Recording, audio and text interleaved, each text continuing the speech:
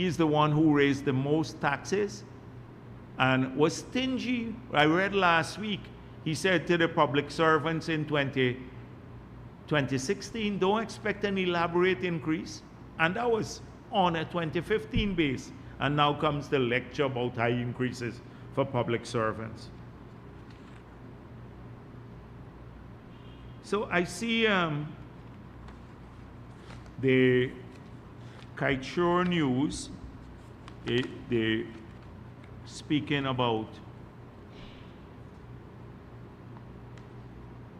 I'm dodging, somehow Nigel Hughes wants us to talk about the Kanchi and the Kaichur block that were given out when Ramatar was president, before the 2015 elections.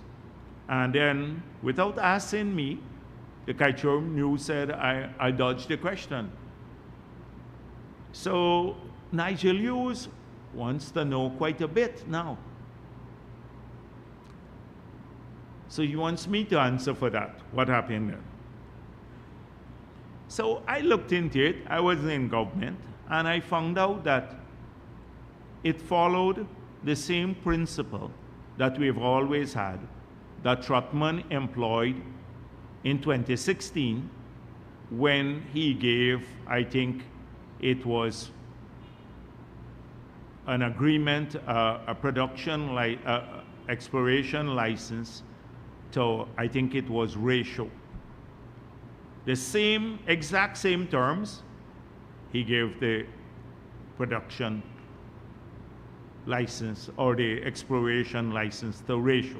Nothing changed from the last agreement that Ramatar gave out. But what I found out, and so since then, the Kaichur, the Kanji block has reverted back to the government, came back to the government because they didn't meet their obligations. And the Kaichur block is now, there have been some exploration on it. We expect some determination in the future. But what I can tell Nigel Hughes, that the principle that Ramatar used was always the principle. First come, first serve. Until we change it, the PPP change it now to an auction-based system. So we put that in our manifesto, that we're changing the principle that they use even in GGMC now and Lands and Survey. First come, first serve, you apply, you get it. The first person who applies gets it. 2, auctioning in the future. We change it, not APNU. We start auctioning, the first auction. So we change the principle. But nobody got their wedding paid for when Ramatar signed that agreement by the oil and gas companies. Nobody, I found out, from the PPP leadership was the lawyer on the other side when Ramatar, as president, signed the exploration lease in 2015. That's all I'm going to say to Nigel Hughes. And further, there was, Ramatar was within his right to sign any agreement, but APNU, after the no confidence motion, and even after the CCJ ruling, which made it clear that they must limit the activities to routine functioning of the government.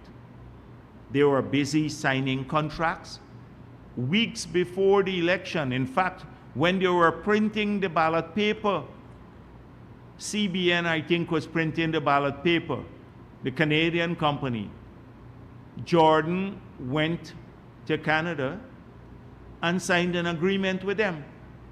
This was long after the no confidence motion, which limits you now. The convention is that you cannot do those things. And even after the CCJ prohibited it, they were busy signing things. You recall, weeks before the elections and after elections, they transfer land to a number of politically connected people. And this Nigel Hughes, he has the audacity to mention what happened in 2015. It may have been the inappropriate time, maybe before the elections, but the applications, from what I gather, came in a long time before. And there was nothing corrupt about it, because nobody got a payoff. Nobody was the lawyer on the other side. You remember the 2016 contract. 2016, Trotman was, I think, the chairman of the party, and he was the general secretary of the party, and one of them was the general secretary and one was the chairman. I don't remember which, Nigel Hughes and Trotman. And then resignation, and shows up on the PSA that you read all the time, that the Kaichor News has trouble with. The whole PSA, the source of the problem that they're trying to link to the PPP, has the law company of Nigel Hughes, his law office, in that PSA, and they would not even look at the obscenity of that. His law office, he was from the AFC, and the minister who signed it was from the AFC. So, and this guy asked me about this. Ask him if Video Mega, it was right that his wife should sign a contract for herself in her approved payment for herself, her own company, in her own ministry, and sign a check on behalf of the company when she denied that she had any association with the company. And so why don't you ask him that question? He wants to throw a red herring. Oh, Jagdeo must answer about the Kanji and Kaichor block. One is back with us, the Kanji block, and the Kaichor block, they're moving ahead. But nobody from the PPP was on the other side and benefiting from it. So this is what we have to do. It's a total rewrite, and they want me to answer that. I'm dodging it. I'm not dodging anything. I just want you, the Kaichor News is dodging the role that the AFC played, the PNC played, in this whole affair about their oil and gas contract. The whole sad story. I think I'll end there. Thank you.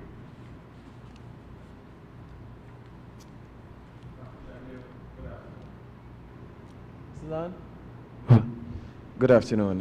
Michael Rodriguez for Daybreak News.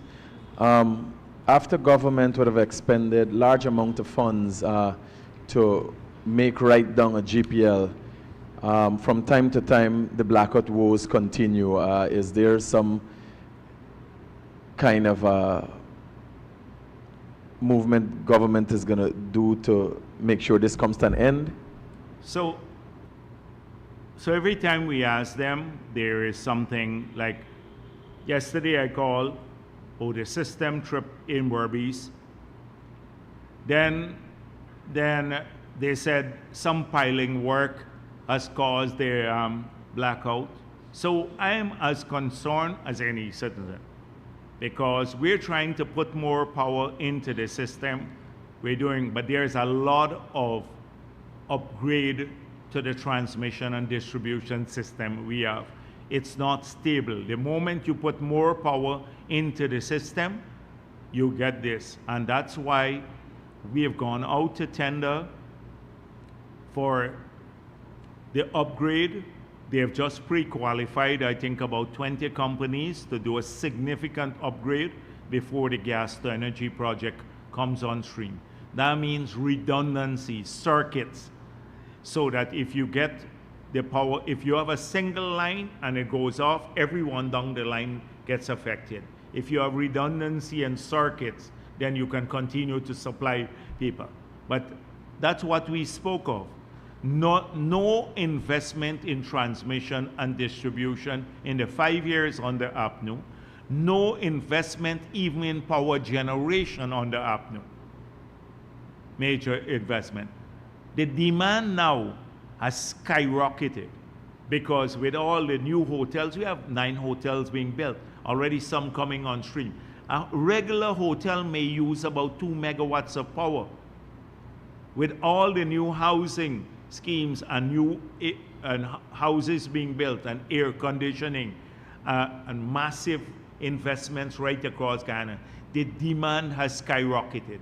And even for people who have higher incomes now, many of them are putting in ACs, etc., in their homes. So we're in a mad rush to keep pace until that big project comes on stream next year that will put 300 megawatts into the system. So we can then have backup power. The other units are going to go into reserve. But we also have to build a big transmission network to take the power.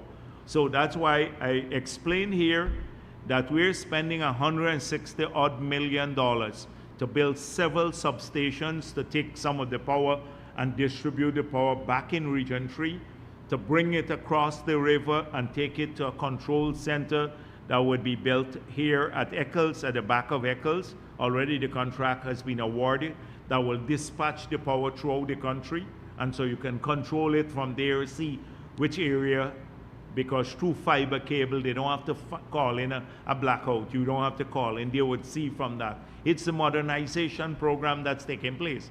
But we're limping along because you have we keep putting more power into the system and it gets used up all the time. And we're running the same power on the old transmission and distribution system. So you have more transformers going out, etc.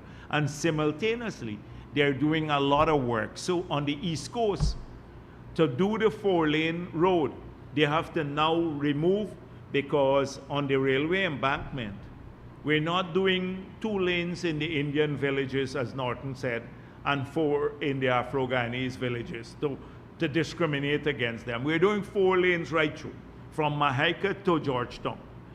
So if you drive down the railway embankment, you will see that on one side they have the distribution main and then the transmission main on the other side that takes the power from Georgetown all the way to Berbice.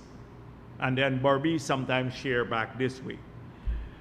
So that the transmission main, we're moving now both the distribution main off the road, and you have to move the transmission main either off the road or temporarily to the middle of the road, and then we'll move it to the back in the future.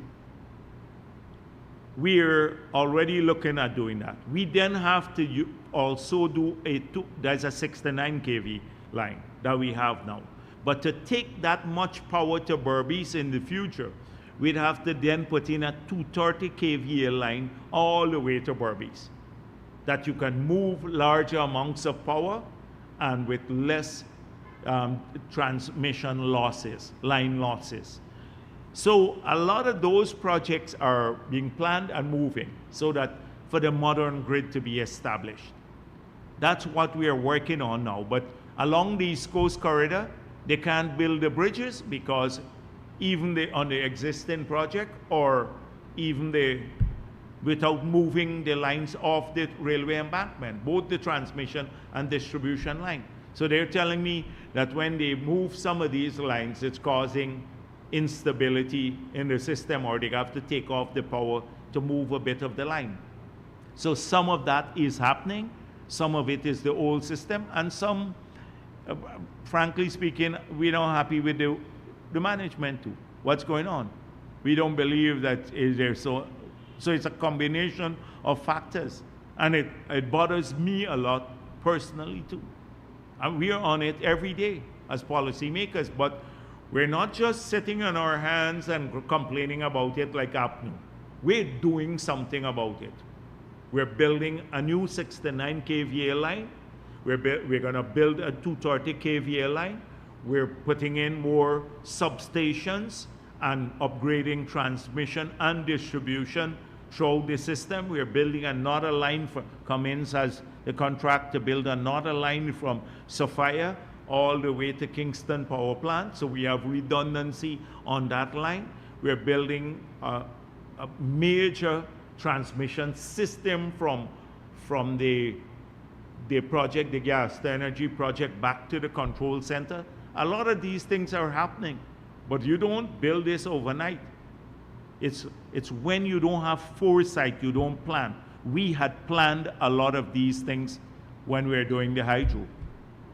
This was to be done. We would have had a 230 kVA line running from the hydro right into the city since 2017. APNU killed that. Killed that. And nothing. So it's a concern to me, but you have to sometimes just dig down and work at solving it. And the only way it should be solved is the path we are going forward. Modern electricity grid, and a modern and cheap cost fuel to supply more power to the system so we can reduce the price by 50%. And that's going to happen. People are going to get reliable power because of the investments we are making, and they would save 100 million US or 50% of their electricity bill. And that's going to happen next year, hopefully. Dr. Jagdeo, might have been coincidental, but two instances this week that the people need an explanation from the government for. Opposition-affiliated influencer Melissa Ann Atwell, her mother's home was searched with a search warrant by police, and some marijuana was found. Accusations were being made of persecution by the government, and also today, accusation is not made as yet, but Kian Jabur, an affiliate, an executive member of ANUG, his business was found stealing electricity. Today, GPL found that today, and is going to be bringing charges against him for electricity theft. Is it coincidental, or what does the government have to say on that?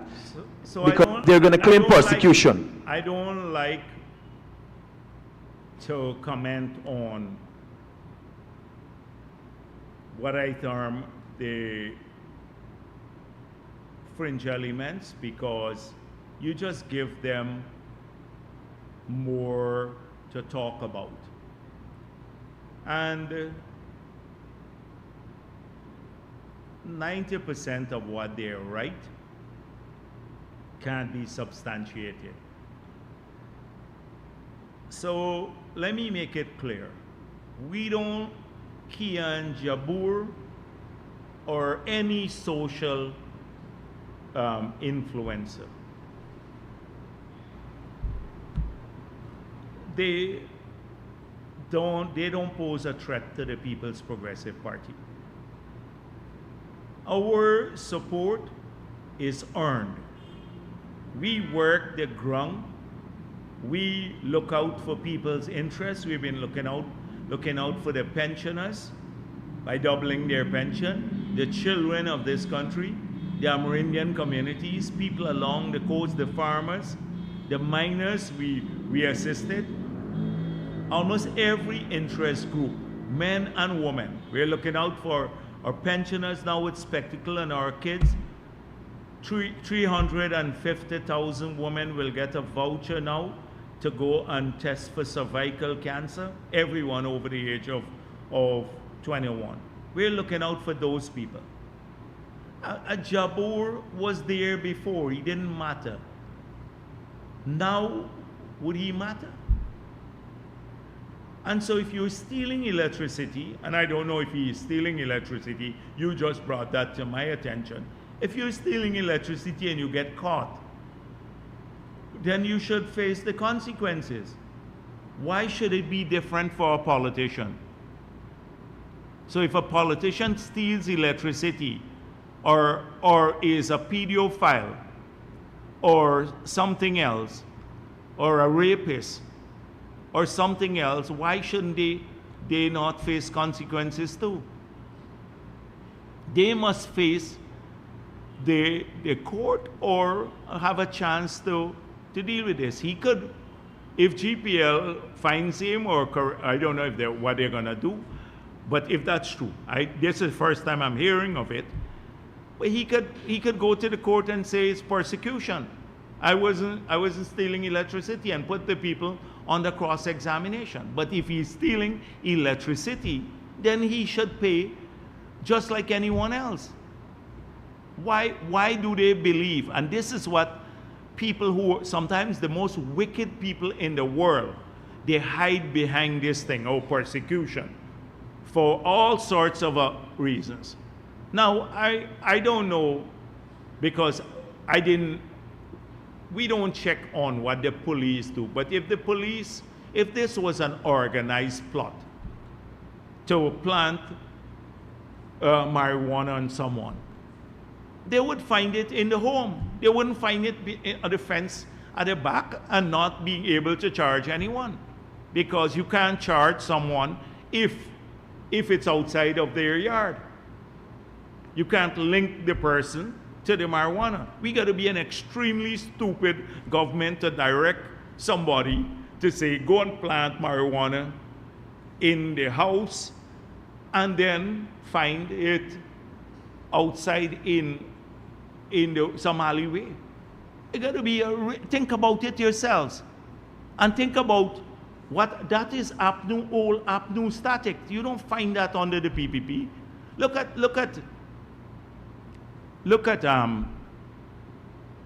the period. You remember the conversation between Felix and Basil Williams? Go back and play that tape in the period just after the Agricola massacre. There was a tape recording, and you will hear what would happen. Or you would hear what the nature of the conversation. Someone stole, in that period, someone stole some money from Congress Place. And there was a conversation about planting something on her to get her locked up.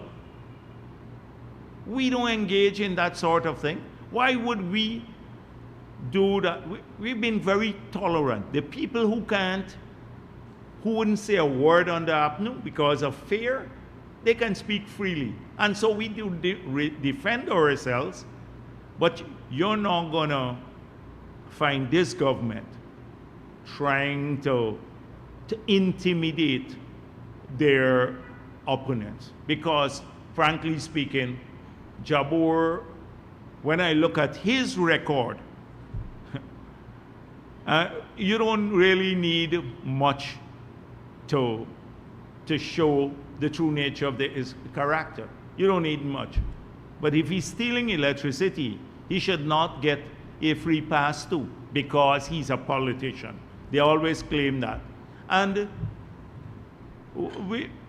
I'm sure that there was no plot by the government or anybody in the government to plant marijuana on this social influencers in her home. And because although she may be critical of us, but she has a right as a Guyanese citizen. We defend people's rights all the time.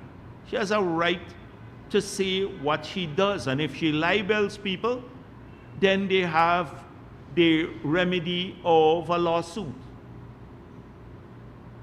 But if it breaches the law, then their police can take action against her. But you can't use intimidation as a government to, and we will never support that, intimidation to kill your opponents, or to, that's what it seems, or to get them to stop criticizing you. It's a free country. So I have no doubt that it's all designed to